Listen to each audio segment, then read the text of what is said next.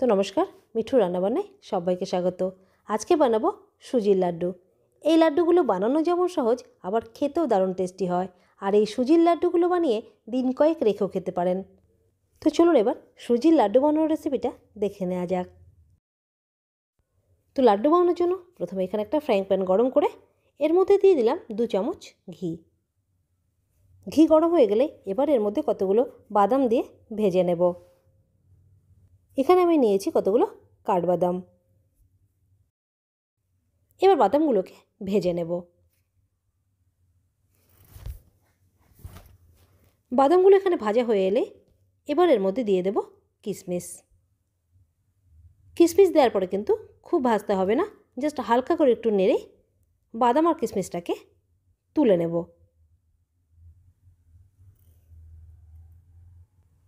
এবার এই ঘিয়ের মধ্যে দিয়ে দেব সুজি। সুজি এখানে নিয়েছি 2 বাটি। এবার হালকা আঁচে সুজিটা ভেজে নেব। সুজি এখানে খুব বেশি ভাজবেন না, তাহলে সুজির কালারটা চেঞ্জ হয়ে যাবে। হালকা আঁচে 5-6 মিনিট মতো ভেজে নেবেন। হালকা ভাজা ভাজা হয়ে এলে এবার এর মধ্যে দিয়ে দেব ডেসিকেটেড কোকোনাট, মানে নারকেলের গুঁড়ো 2-3 চামচ মতো দিয়ে দিয়েছি। এবার এটাকেও আরও 1-2 মিনিট মতো ভালো করে নেড়ে নেব। নারকেলের গুঁড়োটা এখানে না দিলেও হবে, তবে একটু দিলে লাড্ডুগুলো খেতে বেশি ভালো লাগবে। তো এখানে সুজি আর নারকেলের গুঁড়োটা ভাজা হয়ে গেছে, এভাবে ভেজে নিতে হবে। এবার এটাকে একটা আলাদা পাত্রের মধ্যে নামিয়ে হালকা ঠান্ডা হওয়ার জন্য সাইডে রেখে দেব। এভাবে স্প্যাচুলার দিয়ে একটু ছড়িয়ে দিচ্ছি, তাহলে একটু তাড়াতাড়ি ঠান্ডা হয়ে যাবে। ততক্ষণে লাড্ডুর জন্য চিনি শিরাটা তৈরি করে নেব। তো শিরা তৈরির জন্য একটা ফ্রাইং প্যানের মধ্যে দিয়ে দিলাম 1.5 বাটি চিনি। আর এর সাথেই এর মধ্যে দেব জল। জলও দিয়েছি 1.5 বাটি। যতটা চিনি নিয়েছি ততটাই জল দিয়ে দিলাম।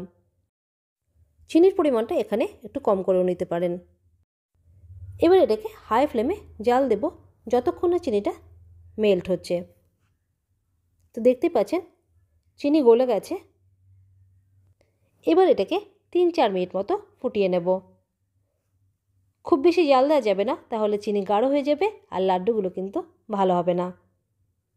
আর লাড্ডুর জন্য শিরাটা এখানে একতারের মতো হবে। ভালো করে মিক্স করে এবার এর মধ্যে ফ্লেভারের জন্য দিয়ে দেব এলাচের গুঁড়ো। ভালো করে এগুলো মিক্স করা হয়ে গেলে এবার গ্যাসের ফ্লেমটা বন্ধ করে দেব। এবার এর মধ্যে দিয়ে দেব ঘি। তো আমি এখানে 3 চামচ মতো ঘি দিয়ে দিলাম। এবার ভালো করে এটাকে মিশিয়ে নেব। এই সময় ঘি দিলে কিন্তু চিনি শিরাটা গাঢ় হবে না।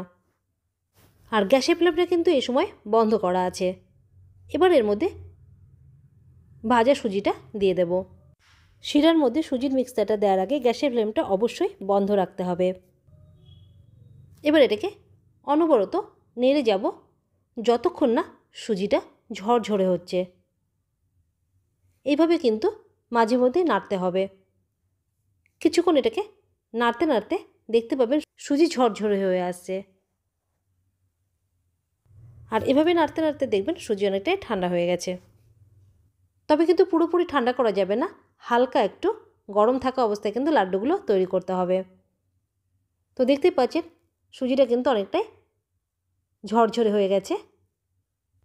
এবার সবার শেষে এর মধ্যে দিয়ে দেব ভাজা বাদাম আর কিশমিশ। বাদামগুলোকে ভাজার পরে এভাবে একটু কুচি কুচি করে কেটে নিয়েছি, আর সাথেই দিয়ে দিলাম ভাজা কিশমিশ। এবার এগুলোকে মিক্স করে নেব। আর লাড্ডু তৈরির জন্য সুজির মিক্সারটা কিন্তু এখানটা একদম রেডি। এবার লাড্ডুগুলোকে তৈরি করে নেব। তো আমি আলাদা একটা পাত্রের মধ্যে নামিয়ে নিচ্ছি, তারপরে লাড্ডুগুলোকে তৈরি করে নেব। এবার হাত দিয়ে সুজির লাড্ডুগুলোকে বেঁধে নেব। আর দেখবেন কত সহজেই লাড্ডুগুলো তৈরি করা যাচ্ছে। আর এইভাবে ওপর দিয়ে কিশমিশটা দিলে কিন্তু লাড্ডুগুলো পরে দেখতে ভালো লাগবে। আর হাত দিয়ে এইভাবে কিন্তু খুব অনায়াসে লাড্ডুগুলো তৈরি করা যাবে। দেখুন খুব সহজেই লাড্ডুটা তৈরি হয়ে গেল।